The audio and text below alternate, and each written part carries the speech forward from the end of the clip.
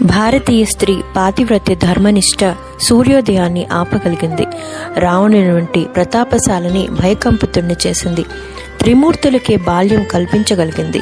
యముణ్ణే జయించి భర్త సూక్ష్మ శరీరాన్ని పొందగలిగింది. వట సావిత్రి వ్రతాన్ని అమావాస్య నాడు చేయడం లోక విధానం. భవిష్యోత్తర పురాణం రెండవ సింధులో వట సావిత్రి వ్రతం జ్యేష్ఠమాసం అమావాస్య నాడు ఆచరించాలని ఉంది. అయితే కొందరు జ్యేష్ఠ శుద్ధ పూర్ణిమ నాడు కూడా చేసుకుంటారు. వివాహిత స్త్రీలు అందరూ ఈ వ్రతం చేయడం మంచిది. కుజదోష పీడిత కన్యలు త్వరగా వివాహం జరగడానికి, కలకాలం దాంపత్య సుఖానికి ఈ వ్రతం చేయడం ఎంతో శుభప్రదం.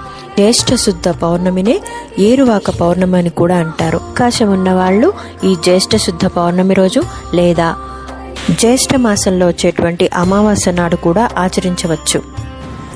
వ్రతం చేసేవాళ్ళు ముందు రోజు ఉపవాసం ఉండి ఆ తర్వాత తెల్లవారుజామునే నిద్రలేచి తలస్నానం చేసి పూజా వస్తువులను తీసుకొని వటవృక్షం దగ్గరకు వెళ్లి చెట్టు మొదలు శుభ్రం చేసి అలికి ముగ్గులు పెట్టి సావిత్రి సత్యవంతులను ప్రతిష్ఠించాలి. వారి చిత్రపటాలు దొరక్కపోతే పసుపుతో చేసినటువంటి బొమ్మలను ప్రతిష్ఠించుకొని ముందు వినాయకుణ్ణి, తర్వాత వరుసగా సావిత్రి సత్యవంతులను, యమధర్మరాజుని, బ్రహ్మదేవుణ్ణి, వటవృక్షాన్ని పూజించి పూజానంతరం ఈ మంత్రాన్ని పఠిస్తూ వటవృక్షానికి దారం చుడుతూ 108 ప్రదక్షిణలు చేసి నైవేద్యం సమర్పించి ముత్తైదువులకు, బ్రాహ్మణునికి దక్షిణ తాంబూలాదులను సమర్పించాలి. ఇలా మర్రి చెట్టుకి దారాన్ని చుట్టడం వల్ల మర్రి చెట్టు యొక్క దీర్ఘాయుర్దాయంతో తన భర్త ఆయుర్దాయాన్ని బంధించినట్లవుతుందని, తన 5వ తనం వర్ధిల్లుతుందనేది ప్రతి ఇల్లాలి నమ్మకం మరియు కోరిక. ఆ విధంగా వ్రతమాచరించి వ్రత కథను చదువుకోవడమో లేక పురోహితుని ద్వారా కథను వినడమో చేయాలి.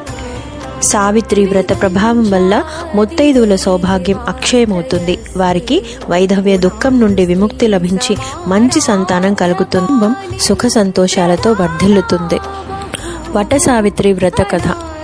అశ్వపతి మాళవి దంపతుల కుమార్తె అయినటువంటి సావిత్రి ద్యుమత్సేనుడి కుమారుడు అయినటువంటి సత్యవంతుడికి ఇక 1 సంవత్సరమే ఆయుర్దాయం అని తెలిసి మనసిచ్చిన కారణం చేత వివాహమాడింది. సత్యవంతుడు వెళ్లవలసిన రోజు రానే వచ్చింది. అతడు గొడ్డలి చేతబట్టి అడవిలో కట్టెలు కొట్టడానికి బయలుదేరాడు. సావిత్రి కూడా అతడి వెంట నడిచింది.